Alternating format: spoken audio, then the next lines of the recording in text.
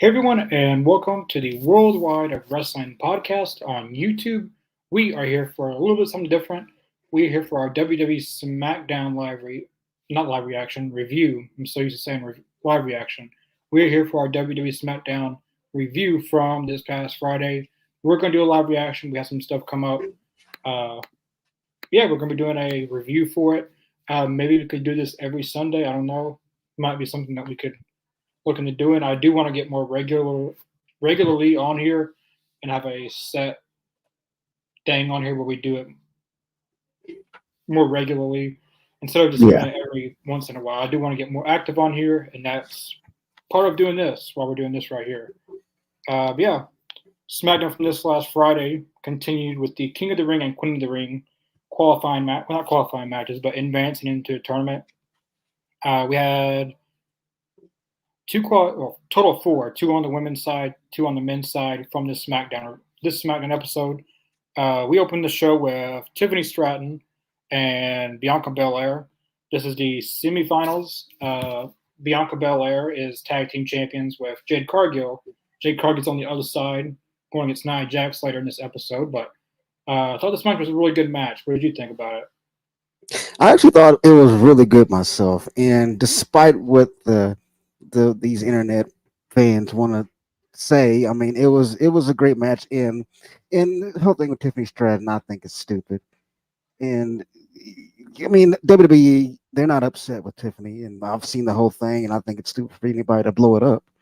But the match, when it gets down to it, from bell to bell, was solid.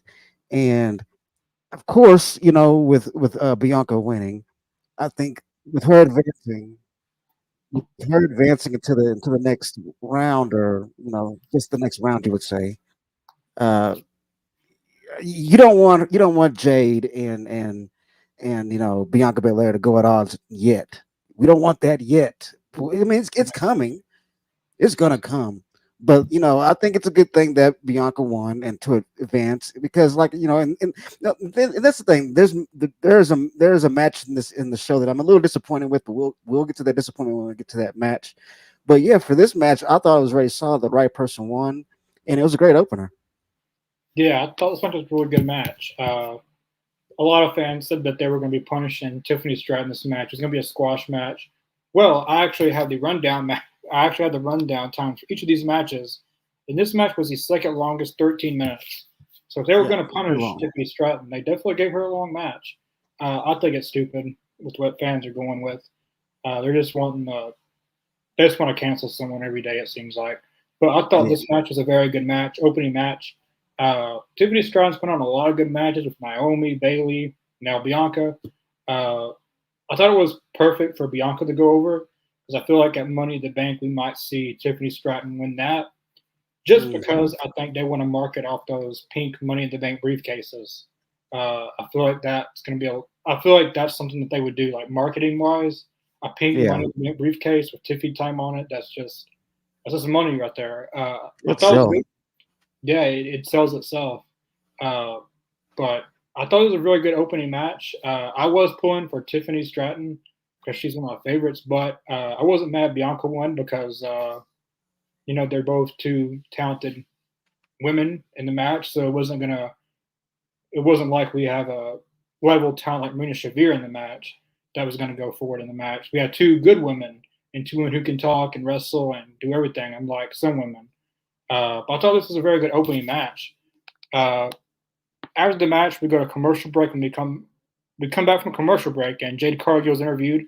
Then Bianca Belair and her talking, kind of possibly teasing the match between them two in the SmackDown finals, but we'll get to that later on. And then we go to LA Knight is getting interviewed. Uh, I didn't write down who interviewed who. I know they got Byron Saxton and Kathy Kelly and a bunch of hmm different viewers. But LA Knight is interviewed. Carmelo Hayes and him kind of have a. I thought it was The Rock 2.0 right there, just because of some of the stuff that LA Knight said made you think Yeah, of The Rock. It personally made me think of the Attitude Era. Michael Cole or Jonathan Coachman interviewing The Rock and yeah, was going off on someone. I thought him and LA Knight, Carmelo Hayes definitely has a lot of chemistry together. Um, And then we see kind of a tease with LA Knight and Logan Paul. Logan Yeah. Paul going for Cody's title, but it's kind of a tease there. I could see them doing that down the line, possibly at SummerSlam for the WWE United States Champion. But after that interview, we go straight to the next match. Uh, it's not the semifinals; it's the quarterfinals. Sorry, Yeah. but we got LA Knight versus Tama Tonga. This is the first match of the King of the Ring style SmackDown, the first match of the night for this episode. I thought this match was a pretty good match. A lot of recently WWE theme songs have been pretty iffy by Def Rebel, but I actually think Tama Tonga is actually pretty good. I Uh, love it. it definitely gives you it's definitely got that bloodline Samoan feel Hmm. to it. I thought this match was a good match. What did you think? Like I said, I mean, from the last match on this one, I think they kept the pace with the quality of the matches, and it was boom, boom, boom, boom, boom, banger after banger. And with this match, I think what they're doing with Tama is they're setting him up for something really big. And personally, I can't wait to see what they do with Tama Tonga because he's in good company. And let's not. I'm not gonna say that L.A. Knight doesn't deserve a good push. He certainly does. But I think what I'm saying is that they're focusing on Tama Tonga and they're going to do something really big with him in the future. I'm not sure if it's going to be with this next WrestleMania or what. I mean, I see something huge going down, and I love the match. I thought it was a great match, and the way it ended the way it ended was yeah. But to me, I think the right person won because of the fact that they're doing something special with Tama Tonga, and LA Knight doesn't look weak at all. I don't think. No, he basically a 3-on-1 handicap match. If you That's basically any bloodline match, to be honest. 3-on-1 or Right. 4-on-1 or but this was all Tonga Loa. I believe that's his brother's name. He kind Yeah. of played a hand in LA Knight losing. Uh, the finish was a bit iffy. I thought they could have done more to justify LA Knight winning. I mean losing, but he only lost with that one move and that was it. But that was a pretty good match. It's still crazy to see God or the Tongas, whatever you want to call them, in WWE. Uh, Yeah. I really want to see the Usos and God, or I don't think they're going to be going by God in WWE, but just that tag match would be really good. Uh, I thought LA Knight had a good performance. I'm glad he didn't win this match, to be honest, because I would rather see him win the United States Championship from Logan Paul than the King of the Ring. Uh, Right. I feel like, as I said earlier, they teased that in this episode with Logan Paul. They had that little snippet of them, like Logan Paul coming out of Nick Aldis' office, and you got the little stare down, which I could totally see them doing that at SummerSlam. I feel like that's the first title for LA Knight to go for. Uh, and he hasn't lost his star power. Like he gets the biggest pops of the night.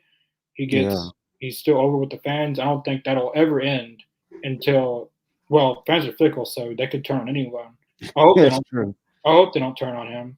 That'd be stupid if they do. But I thought this was a good match. Tama Tonga does advance, um, of course, with the help of Solo and his Yeah. brother. I actually think that Tama Tonga, he's my prediction to win this whole King of the Ring thing.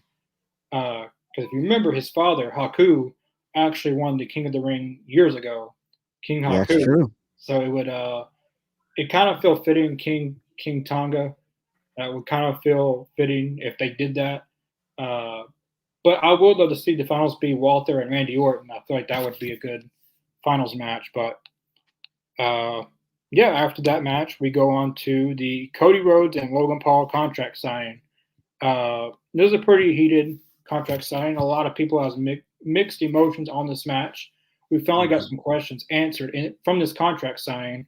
What titles was it going to be for? Was it going to be for both titles? Was it going to be for one title? We got all that answered.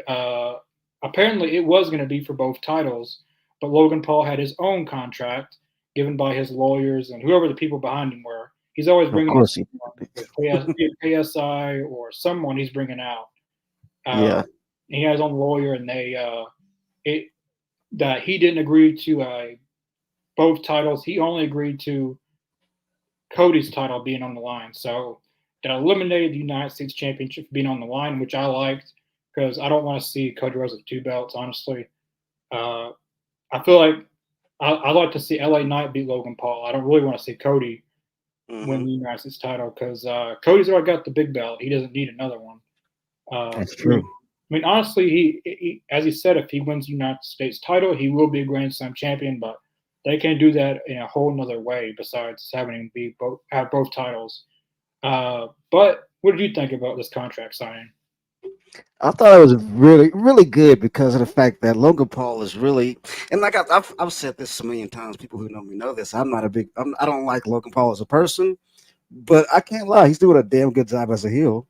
He's a really good heel. And the thing is, he's not like he's playing a role. He's just being his douchebag self. But he's good at what he is good at the role they have him in right now. And for me, you have to have somebody. You have to have a big name to shut him up. You know what I'm saying? And for me, that would be LA Knight. I mean, it's perfect. You know, you get LA Knight there, shut his mouth and take his gold. I mean, that's money. You know, to me, I think that what they should be doing, and it's what we were just talking about, and what Jesse said in the comments, is that LA Knight should be the one winning that U.S. title. I think that's just inevitable. Yeah, I feel like that's the first title he should win. I feel like he should be a world champion, intercontinental champion. He should be a Grand Slam champion, honestly. But the first title he should win is the United States Championship. He's not going to go for the world title right now. I don't. They're not going to take the title off of Cody that soon.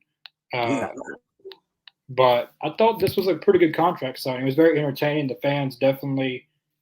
He got the Dominic Mysterio treatment, I guess you would say. He was booed all night. Yeah, And if you went knew Logan Paul before WWE, his YouTube stuff kind of fitted that he would be perfect for WWE, not just in a like in ring, but his personality. He's a good guy to yeah, the fans would just hate on. he's Uh, the perfect asshole. yeah, like he's the perfect heel that he already has a presence on social media, and just his personality is getting over really big as a heel. Uh, Yeah, he's also really good in the ring. He's one of the few celebrities to really take it seriously. He's not there for just appearances. He's there pretty much every week. He's not wrestling every week, but he is there every week. Uh, hmm thought it was a good contract sign, as Jesse said. Nick Aldis got pretty angry. I love Actually, that. I feel like one day we're going to see Nick Aldis wrestle in WWE. It's like you think like one of these days he's gonna take that jacket off. He's gonna beat somebody the hell up. Because it had like it was going to be him and Roman there for a minute. That kind of teased out a Yep. little bit, but it's just kind of weird seeing Cody and Nick Aldis together and all this, knowing that they were at All In for the NWA Championship. It's just very weird. Uh, Yeah. but yeah, I thought it was a good contract signing. Very entertaining. Some of those contract signings just drag out. It's boring. No one cares. But this, they definitely had purpose behind it. Personally, it made me more excited to see this match at King of the Ring uh, because just the promo, Cody Rhodes, one of the lines he said was he can't wait. He can't wait for Mike Tyson to knock out his brother Jake Paul. It's coming Yeah. up, and really, I love that line. He really he's one of the few that really put down Logan Paul in a promo. Normally Logan Paul's pretty good on the mic, but he met his match in this. Right. Like Cody Rhodes really amped it up and made you feel excited to see this match. I'm really looking forward to this match at King of the Ring. Should be a really good match. But after that, we go to commercial break and we come back with Jade Cargill versus Nia Jax in the Queen of the Ring quarterfinals. This match was a very, very short match, the shortest match of the night for a reason, though. Uh, Hmm. they just went at it. They were just like you would think it'd be. Nia Jax and Jade Cargill, two big women. Not to say they're big or anything, just the size. Uh, Yeah. Jade Cargill manhandled her. They went back and forth. They went out of the ring. Jade Cargill's daughter, I believe that was her daughter, was ringside. Hmm. And Nia Jax goes off on her daughter. Then they're just going back and forth. And then Nia Jax tries to use a chair, it was kind of smart on Nia Jax's part, kayfabe Yeah. wise, because she tries to use the chair, but she gets Jade Cargill to use the chair. Then Jade Cargill gets disqualified, and Nia Jax just advances just like that. It's only a 2 minute match.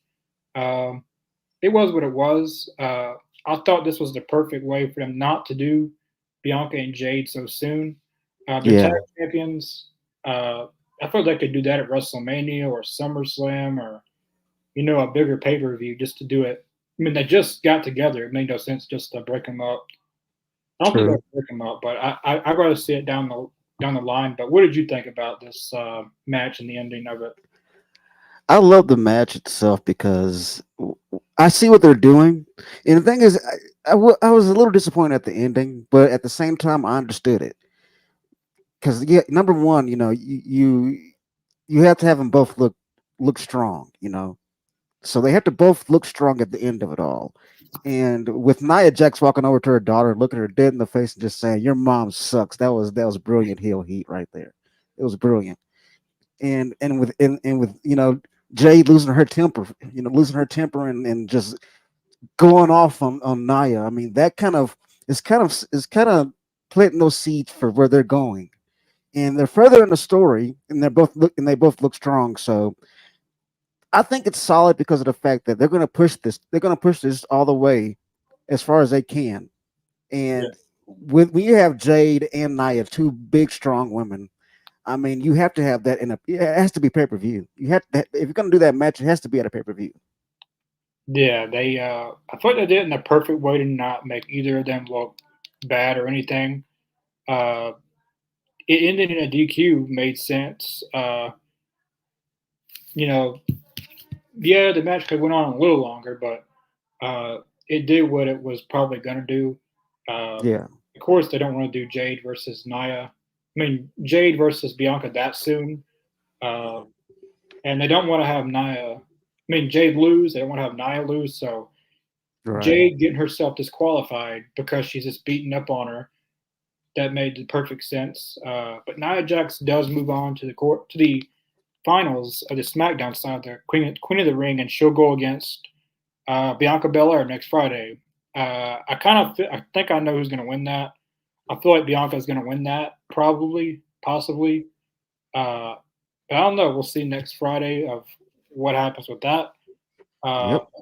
but after that, we have a not announced match, but DIY Johnny Gargano and Tommaso Ciampa versus I don't know how to pronounce her Phantasma.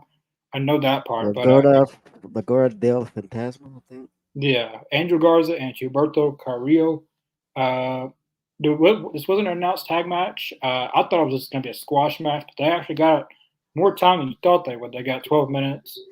It was a very good back and forth match. I thought it was uh, one of the best matches of the night. Not the best. We'll probably get to that later. Uh, Yeah. but this was a very good match. DIY gets the win, and they kind of teased DIY versus Austin Theory and Grayson Waller for the WWE World Tag Team Champions. What did you think about this match? I thought this match was pretty good because the thing is that with DIY, they've had this long journey, and every fan that's a fan of DIY wants to see them get those tag team titles. And I'm loving how they're steady pushing and they're steady teasing that because it's going to happen eventually. It's inevitable. And like I said with Nia Jackson Jade, if they're going to do DIY winning the titles, it has to be at a big event like like say SummerSlam or whatever. It has to be a huge event if they're going to win those titles finally. Because I'm telling you right now, I've been waiting for them to win those titles for the longest time, and I believe that the way they're pushing them now is kind of it's a slow progression toward those titles. And when they finally do win them, the crowd's going to lose their mind. It's gonna be insane.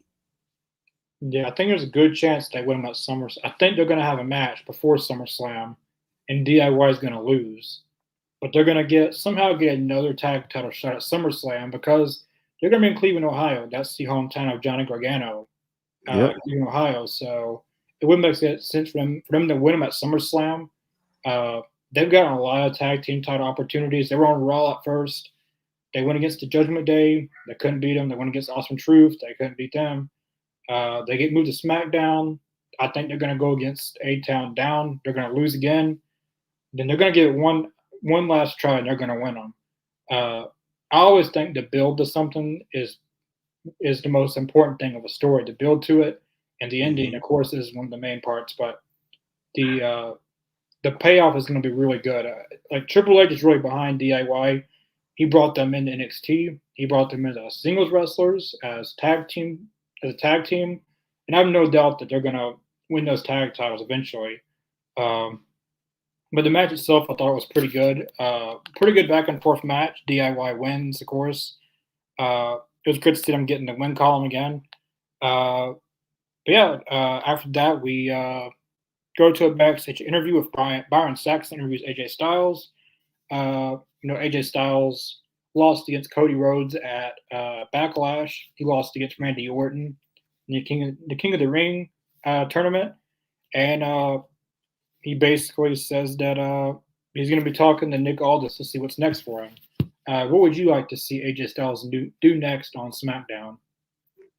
Yeah, that's a good question. I've actually thought about that. Like right now, I mean, when you think about it, he's held pretty much every title just about. And I mean, it's hard because I want to see AJ push with this more of his heel character because it reminds me a lot of how he was in Japan. Yeah, I want to see a lot more of that, and I'm just not sure who they would, where they would throw him in at. I mean, like I'm thinking about this myself. Like where would AJ Styles go next? If he's not retiring yet. I mean, like, I mean, I wouldn't mind seeing one last run, with the title, of either title, U.S. or the undisputed or heavyweight champion. I mean, I think one last run with AJ would be pretty nice, though. I would love to see that before he rides off into the sunset. And like when he retires, I mean, he's a Hall of Famer, no doubt. I mean, right. he's had a Hall of Fame career. But I mean, I feel the same. Like like where are they gonna go with them now? It's like where could they go and like but keep the heel lone wolf AJ Styles though. I like that AJ Styles. And to me, it isn't me, or is he getting bigger each week? Yeah, yeah. He's this is a completely new character, new theme song, new look, uh, a new persona. Really, he's never done this before in WWE at least. He did this type of character in TNA with the Hmm. hoodie and stuff like that. But they did mention some trades happening possibly after the draft. So maybe him getting drafted to Raw might would be a better opportunity for him to go somewhere. Shinsuke Nakamura is also on SmackDown. Maybe they run that back, but Shinsuke's a heel. Uh, Hmm. I mean, if LA Knight wins the U.S. title, they can revisit that feud. But then Yeah, they you're wait, could. but then you're waiting until August. So what do you do with him in the meantime? He doesn't really associate with the OC anymore. Carl Anderson and Luke Gallows and Mia Yim. Maybe they revisit that a little bit. Maybe Hmm. they got a lot of new talent there. They got Baron Corbin, Carmelo Hayes. They got a lot of new draft picks. They got I don't know. It's gonna be curious to see what he does next on SmackDown because he has lost against two big names, Cody Rhodes and Randy Orton. But I Yeah. know AJ Styles can rebound just like that. He's beaten everyone.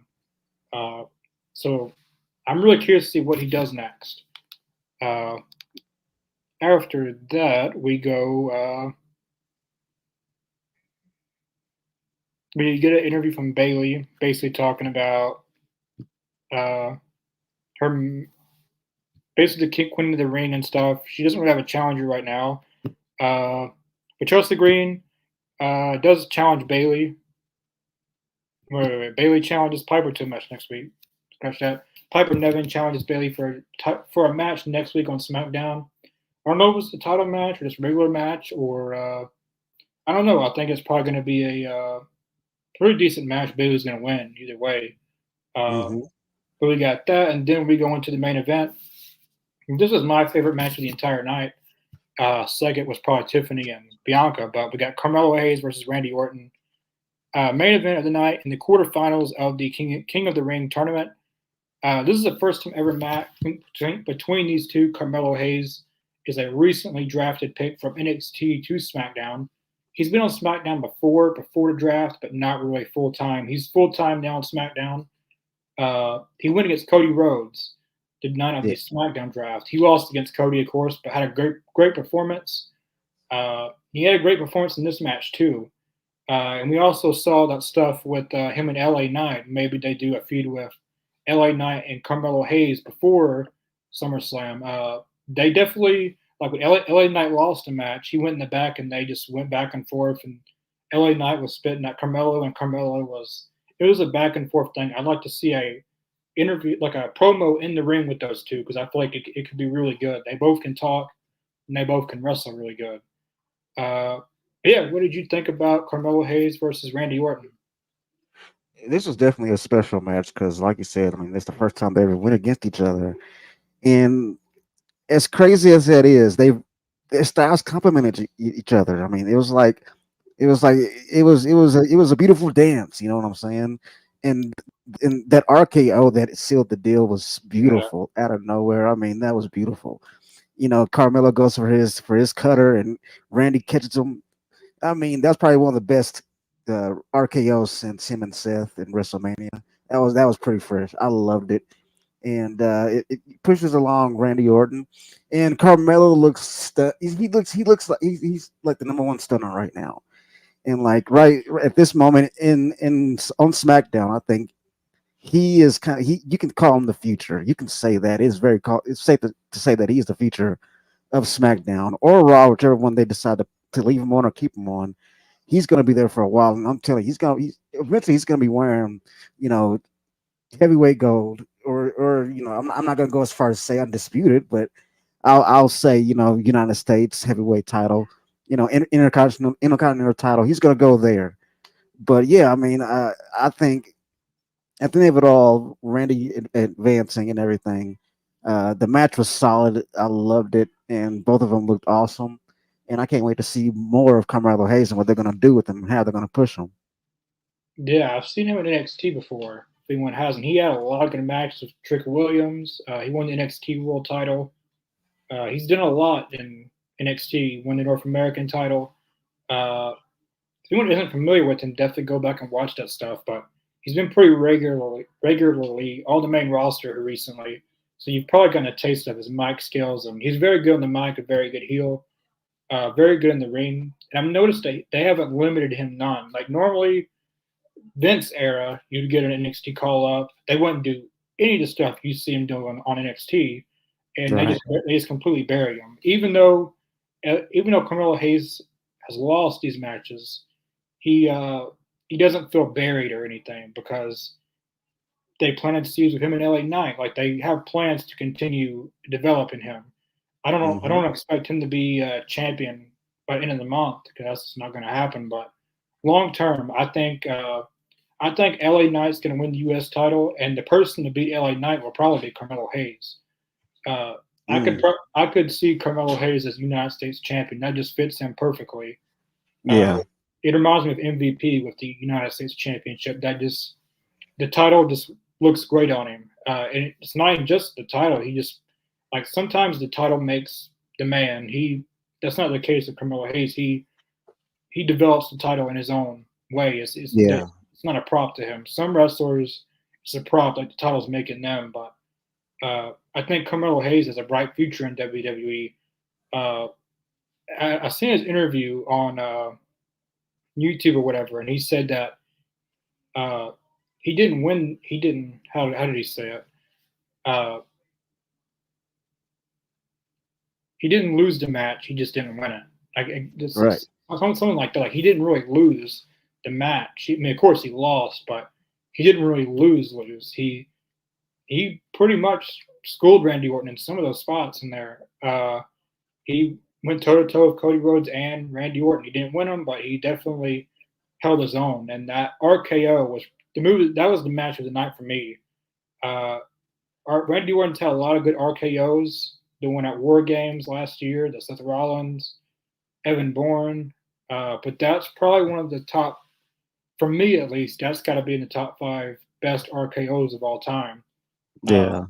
I knew, see, I thought he was going to do it when he was on the top rope and he was going to do it, but uh, I like how they went back and forth in this match, and I like how since Triple H has taken over, a lot of these NXT call ups haven't been just buried. Uh, we haven't seen much of Braun Breaker yet, but we have seen Carmelo Hayes is the main one, and Laura Valkyrie and Raw. Like they've been pretty pushing these guys pretty good. They're not completely, they're not over pushing them, but they are booking them in a way that doesn't bury them. And I just feel like Triple H has a better uh, plan of when he calls these people up how to book them. Yeah. Because every person that they would call up under Vince's era, they would just bury completely. Uh, but I like the way Triple H is doing it now. But I thought this match was a very good match. Randy Orton does advance. And after the match, we get a confrontation with when the Bloodline comes out, or I guess you could call them the Bloodline. Solo, Tonga, and uh, what is the other one's name? It's I know it's Tamba Tonga and Tongaloa, I think. Tongaloa. They tweaked his name a little bit, um, but they all came out and Randy Orton gets on the mic and he cuts a really good promo. Like Randy Orton always cuts good promos. That's not really surprising, but uh, he definitely spit on the mic.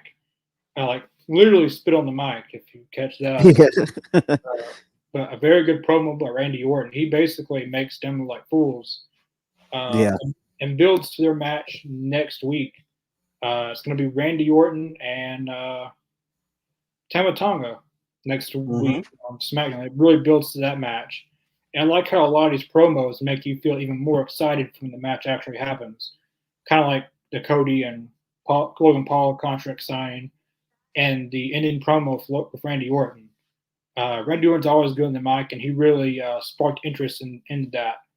Uh, but who do you have winning next week with Randy Orton and Tama Tonga?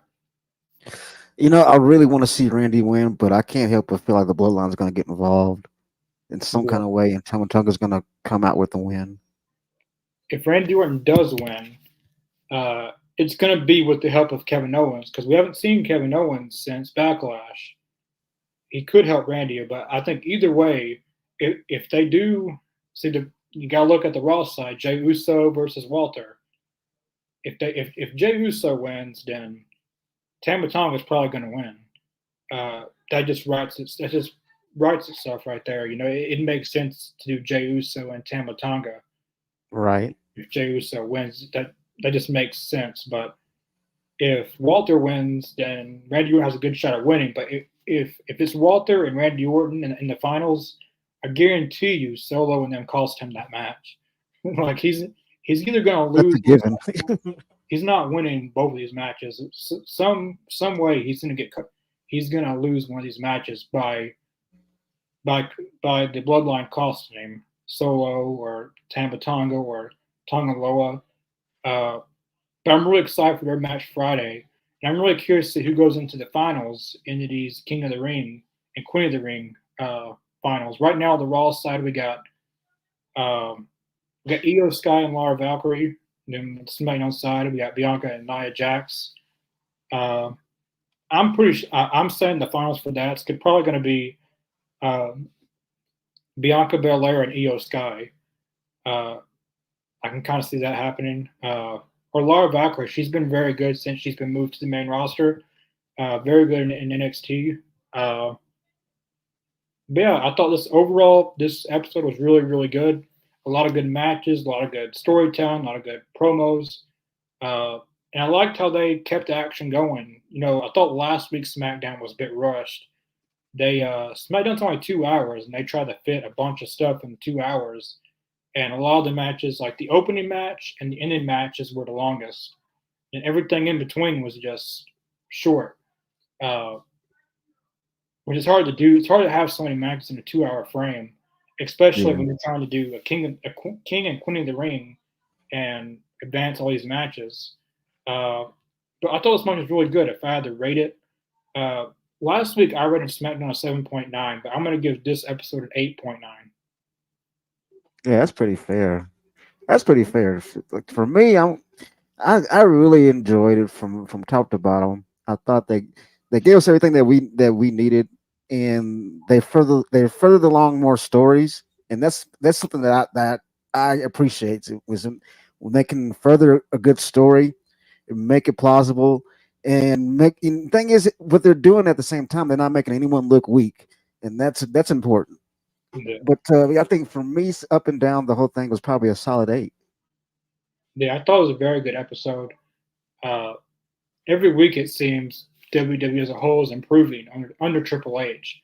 It, a lot of people are like over critiquing stuff, like they over critique the whole damn show, uh, Yeah, which not everyone you like is going to win. Uh, that's just that's just life, even with sports. Like not your team's not always going to win. Uh, but I'm loving the ride that Triple H is taking us on.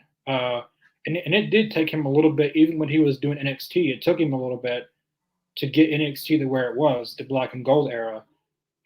Those first few years, Seth Rollins was the world champion, and Big E, and then Bo Dallas. It took him a little bit to really get cooking with it, and then fast forward a few years later, we get a lot of good matches like DIY and the Revival, and Adam Cole and Roderick Strong, and all these good matches and stories. But I really love what Triple H is doing on Raw and SmackDown. And even on NXT, I don't know if you're familiar with Trick Williams. Uh, he's becoming one of my favorites over there. Yeah, I thought it was a very good episode. Uh, as I said, we might try to do this every Sunday. React to SmackDown, not react, but review the episode of SmackDown. Uh, I plan on doing a predictions video for King and Queen of the Ring possibly soon. Uh, yeah, uh, I guess I'll go for some of these comments.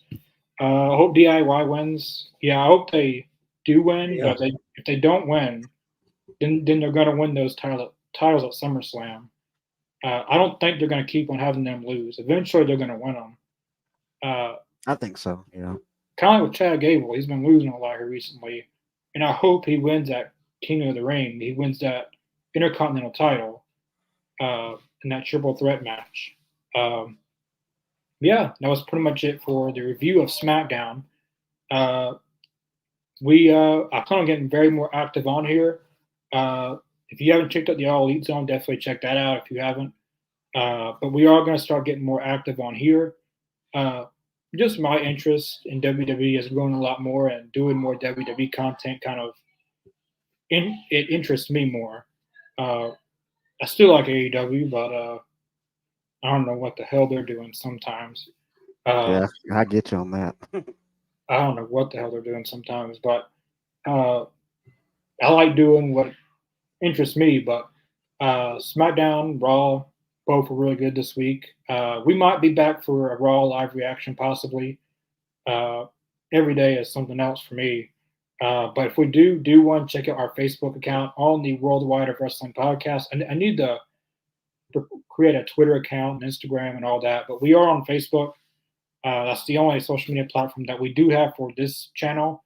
But I definitely plan on making more social media accounts for you guys to know when we're live, when we're going to be live, what we're doing.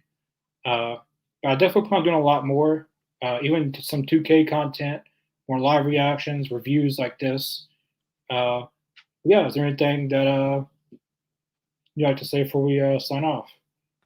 Just thank you for tuning in with us, and subscribe here and subscribe at All Elite Zone. Follow me on Twitch, Mr. Jacobs 420. Yeah, Yeah, thank you for joining us. yeah. If anyone hasn't checked out, I actually pop in there sometimes on your Twitch. He does a lot of good games that I like watching. I was on there one night and you were playing maybe GTA. You were playing. Yeah, I was playing GTA on there. It was one night you were playing GTA, and uh, yeah, definitely go check out Mr. Jacobs on Twitch. I enjoy watching them sometimes when when I have the free time. I try watching them. Uh, but definitely go check out Mr. Jacobs. I'll probably put the link in the description after this is over with for you guys to go check that out and our Facebook account and all that. Uh, but yeah, we will see you guys possibly tomorrow night for our Raw reaction. Peace.